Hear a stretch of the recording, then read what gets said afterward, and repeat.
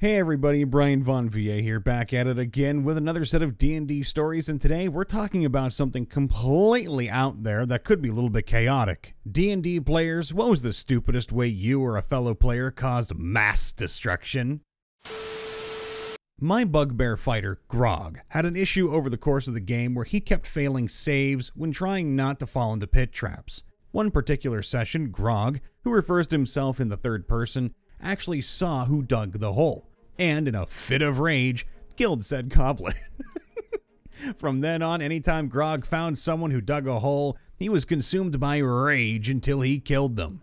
DM was so impressed with this bit of roleplay that he turned this into a curse on Grog, but with an upside. Essentially, Grog got disadvantage on the save to avoid falling into pit traps or holes, and must find who dug it and kill them for the curse to be satiated. In return, I get instant critical hits against opponents who dug holes I fall in. Now that you have the backstory, onto the actual issue. We had a certain gnome wizard who was a bit of a pyromaniac. This would often land him in trouble, so anytime he wanted someone dealt with, he'd dig a hole and then frame whoever he wanted killed for digging the hole.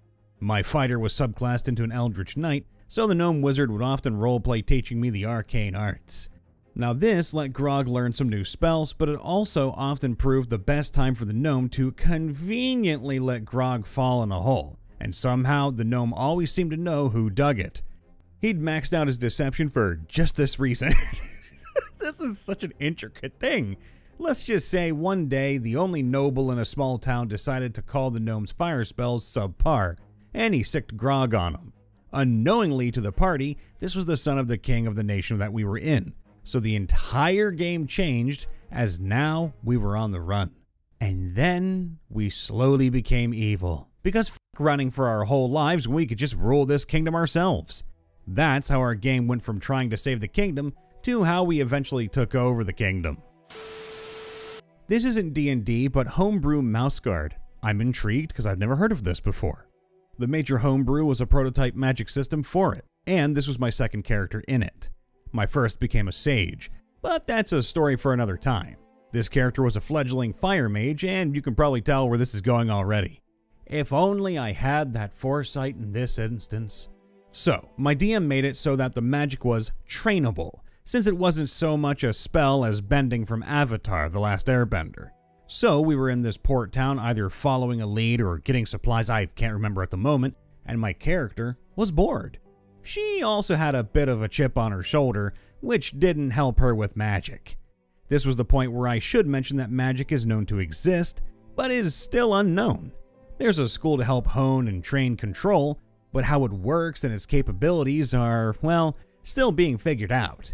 Such as the fact that some of the magic is influenced by emotions. Again, you can probably tell where this is going. Back to the story.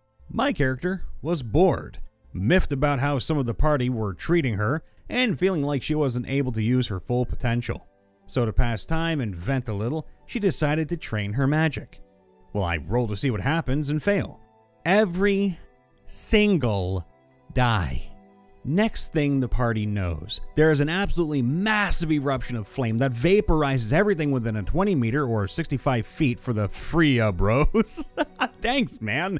Radius, and engulfs everything on the edge of the radius in uncontrollable flames.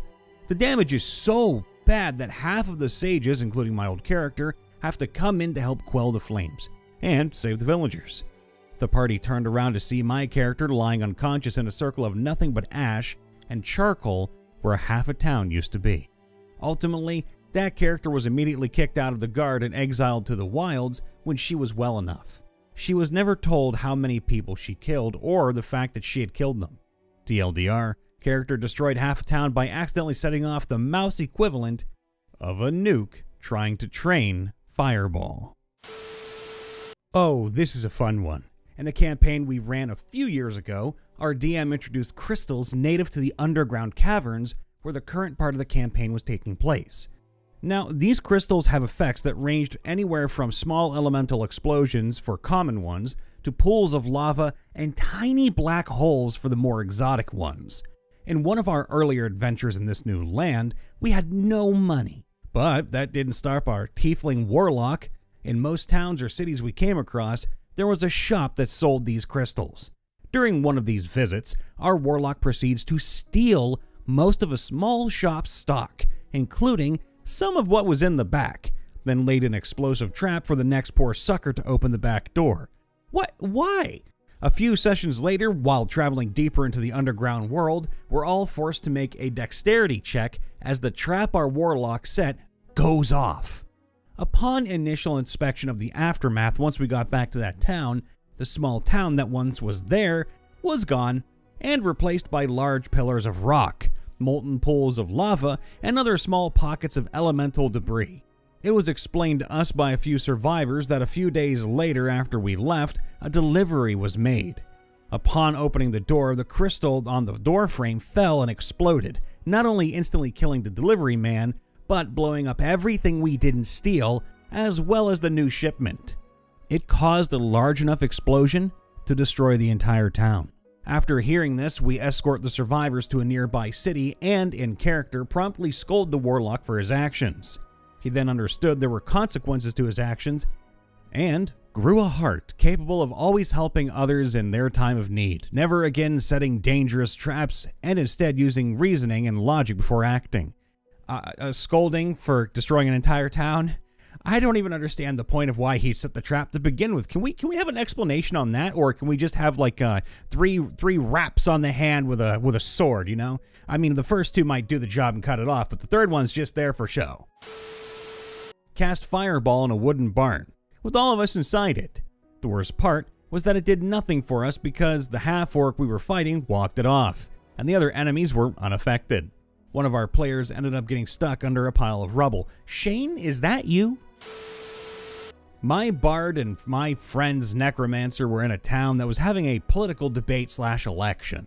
It was obviously a silly jab at the politics at the time, so either I or my friend, I don't remember who, decided to mess with them. The necromancer had an ability similar to mass suggestion that converts people to his deity. Whoa, that's interesting. My bard had normal mass suggestion, but she was also the envoy of her deity. So when the necromancer booted the speaker off the stage and tried to convert the crowd, my bard also tried to convert the crowd. The result was 50% of the crowd was Team Necromancer and 50% was Team Bard. So the DM ruled that the crowd killed each other and destroyed the entire town. The shortest religious war in the world's history. Wow. 2,000 commoners killing people and destroying their town because a necromancer and a bard converted them to Cthulhu and a flying moose, respectively. In the middle of a politically charged election. Bonus. We were both babysitting a baby dragon who just watched 2,000 people tear each other apart. That baby was never the same again. Wow, Puff the Magic Dragon had a really bad day. In my party, we have a Kenku Rogue, a Tiefling Artificer, my Orc Cleric, and an Orc Barbarian. This might not seem like mass destruction at first, but we will get to it. My cleric had been granted a card from the deck of many things that normally allows a player to gain a level if he beats the encounter alone or with more hostile creatures. Our DM, to not have one player be ahead in levels, allowed us all to gain a level from this card if my cleric could beat his next encounter alone. Well, we set up camp in a forest and began our long rest for the day, but during the night, we were interrupted by vines creeping into our tents and trying to wrap around us. Roll initiative, and I need to go get new pants because that made me soil them. The artificer escapes the vines and gets some distance, but remains nearby just in case. My cleric escapes the vines and jumps into action. The rogue escapes the vines and takes notes from the artificer and takes some distance. And then there was the barbarian. The barbarian sees the vines covering his body and yelling asks if my cleric's got it. Well, I'm thinking he was pondering jumping into the fight. I say, well, I think so, but instead of following the artificer and rogue, he decides to go back to sleep, covered in vines. The fight begins between my cleric and the monster, and during the fight, the monster decides to pull his tentacles back and pulls the barbarian with it. Oh, and then he swallows the barbarian too. My cleric could possibly have soloed the fight, but due to the stomach acids and lack of spell slots, he had to call the artificer and rogue into the fight or the barbarian would die. After the fight, we berated the barbarian for his stupidity and it led to him taking his frustrations out on a tree. Our DM then asked him which axe he was using. Oh no, our barbarian had 2 axes, one that dealt extra radiant damage, and his starting axe that had been infused with fire runes. The barbarian said he was using his starting axe. The DM then proceeds to describe how the trees catch fire, while the rest of the party, both in and out of game, is looking at him dumbfounded. Oh, but it gets worse. Some of the trees turned out to be Eladrins, who then changed back to Eladrins while still being on fire. It's a shame we played with milestones instead of EXP, since that murder hobo move would probably have granted us the level. The forest was dead afterwards. Not many Eladrins survived. TLDR, the barbarian was being a barbarian. So in the campaign I'm in, we found the local big bad who was poisoning the land and starving the locals and hurting one of the homebrew gods. Ooh, that's not good either. We decided to interrogate her after we arrested her. She comes clean saying she did it and that the only way we can end the poison is we have to kill her. And she's okay with that, but warns that if we kill her, she has contingencies to destroy the area. She goes on to insult our half-orc paladin barbarian, obviously goading him to attack her. So, naturally, he tries to snap her neck despite the DM saying, "Are you sure?" Another party member and I try to stop him. He kills her and causes an earthquake, and the mountain nearby has an avalanche that could kill everyone in the city. The half-orc party member goes to try to catch the avalanche with his bare hands somehow.